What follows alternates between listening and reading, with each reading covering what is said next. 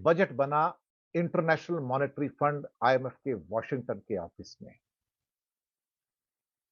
Paragraph bye paragraph वहां पर बना और वहां से अप्रूवल।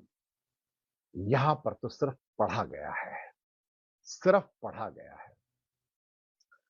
कोई लाइन, कोई पैराग्राफ, कोई पेज ऐसा नहीं जिस पर आईएमएफ की छाप ना लगी हो। पहली बार 10 सालों में लगा कि भारत दबाव में है। ना केवल भारी दबाव में है, बल्कि परेशानी में है, माथे पर पसीना है कि किया क्या जाए।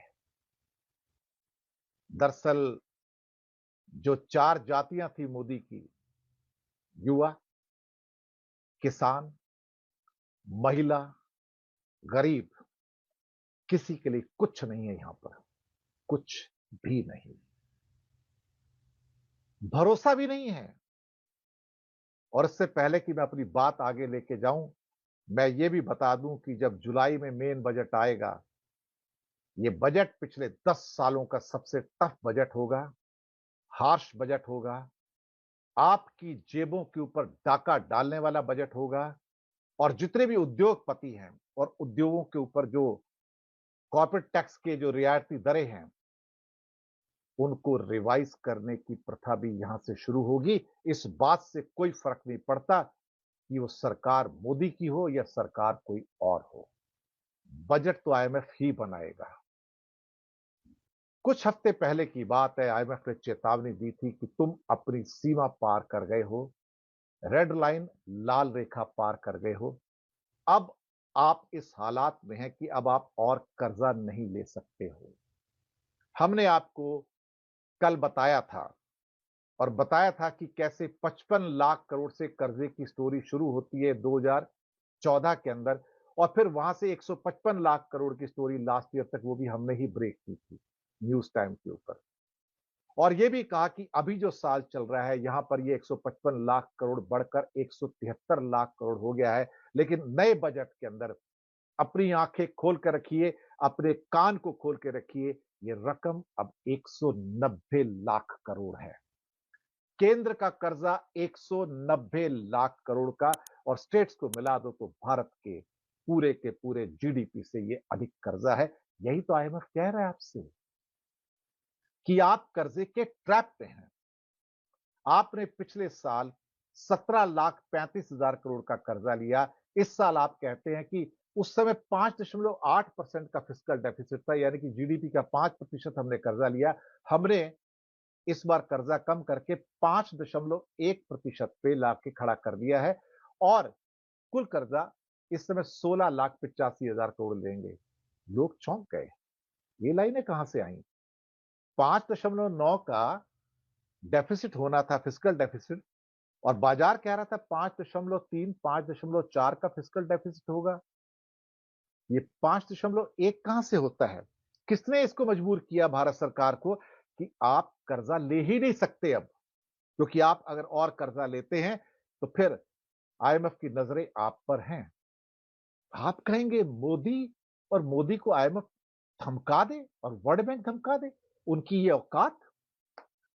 साहब, औकात तो इतनी बड़ी आईएमएफ और वर्ल्ड बैंक की कि बड़े बड़े देश उनके सामने पानी भरते हैं, घुटने टेक कर बैठते हैं, घुटने टेक कर। हिंदुस्तान तो चीज क्या उसके सामने? हिंदुस्तान ने इस बजट में अपने घुटने टेके आईएमएफ के सामने, और जो जो शर्तें लगाता चला गया, हिंदुस्तान मानता चला गया। क्योंकि आईएमएफ ने कहा था, दरअसल अब आपके हिंदुस्तान से कर्जा लेने के दिन खत्म हो गए, क्योंकि आपके बैंकों के पास अब पैसा बचा नहीं कि जो आपको कर्जे दे सके।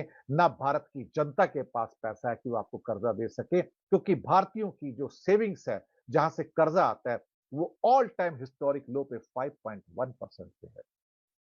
अगर वो 5.1% पे है, तो फिर आपका कर्जा इतना बड़ा कहां से आएगा? तो आरबीआई नोट छापेगा, आरबीआई नोट छापेगा तो इन्फ्लेशन होगा, इन्फ्लेशन होगा तो मार्केट में हाहाकार मचेगा। आईएमएफ ने कहा, रोक दो यहीं पे इसको। जब मोदी को यह पता लगा कि ये हो क्या रहा है, दरअसल ये माजरा तब शुरू होता है जब आज स्टॉक मार्केट का क्रैश होना शुरू होता है। स्टॉक मार्केट का पहला ट्रिगर कहां से आता है?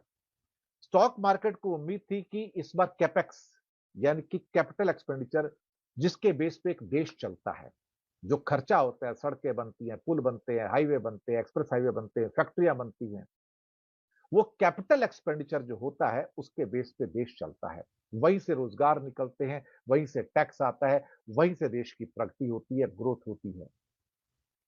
पहला इंडिकेशन आता है भारत का जो रेवेन्यू ग्रोथ है, मॉडेस्ट 11%, सिर्फ 11%। और मोदी के पिछले 10 साल का भी जो ग्रोथ है, टैक्सेशन का ग्रोथ जो होता है एक साल से दूसरे साल में, वो भी 11% है। भारत के इतिहास का सबसे शाइनिंग साल 2023, पिछले 10 सालों का जो मोदी जी कहते हैं, सबसे चमकता हुआ साल। और उस चमकते हुए साल के अंदर भी आपके जो सो कॉल्ड, जिसे क्या कहते हैं कि टैक्सेशन की जो प्रोग्रेस है, सिर्फ 13-14% है। ये तो मनमोहन सिंह के 2006-7 के 30% के मुकाबले कहीं ठहरती नहीं है। हुआ क्या अल्टीमेटली? 11% का मॉडेस्ट राइज, पहला पहला ट्रिगर, पहला ट्रिगर, मार्केट डाउन। दूसरा ट्रिगर, मार्केट सोचती थी कि कैपेक्स कैपिटल एक्सपेंडिचर 10 लाख पिछले साल था, 10 लाख करोड़, इस बार 12 लाख करोड़ होगा, वो घट के 11 लाख करोड़ होता है, 1 लाख करोड़ की कटौती होती है। दूसरा ट्रिगर, मार्केट और डाउन। हुआ क्या? क्या कैपिटल एक्सपेंडिचर इतना इंपॉर्टेंट है? देखिए, आपकी अर्थव्यवस्था के 4 पहिए हैं, पब्लिक इन्वेस्टमेंट और प्राइवेट इन्वेस्टमेंट। पब्लिक का मतलब होता है गवर्नमेंट इन्वेस्टमेंट, या ये कह सकते हो कि आपके एयरक्राफ्ट पे 4 इंजन हैं। उसमें एक इंजन है गवर्नमेंट की इन्वेस्टमेंट का, जिसके द्वारा सरकार कैपेक्स डाल रही है, कैपिटल एक्सपेंडिचर कर रही है। दूसरा है प्राइवेट कंपनियों का कैपिटल एक्सपेंडिचर, जीरो, शून्य, है ही नहीं, नजर ही नहीं आता कहीं पर। तीसरा engine exports, down, drastically down. चौथा इंजन सबसे महत्वपूर्ण, प्राइवेट कंजप्शन। ये प्राइवेट कंजप्शन क्या होता है? ये वो कंजप्शन है जो आप और हम खरीदते रहे हैं। अपने घर की जरूरत की चीजें, आटा, तेल, चावल, पानी, पंखा, माइक्रोवेव, फ्रिज, घर, जो कुछ भी हो सकता है, कार, स्कूटर, इसे कहते हैं प्राइवेट कंजप्शन। कुछ साल पहले तक ये 60% थी, अब 56% है। इतना इंपॉर्टेंट पहिया जीडीपी का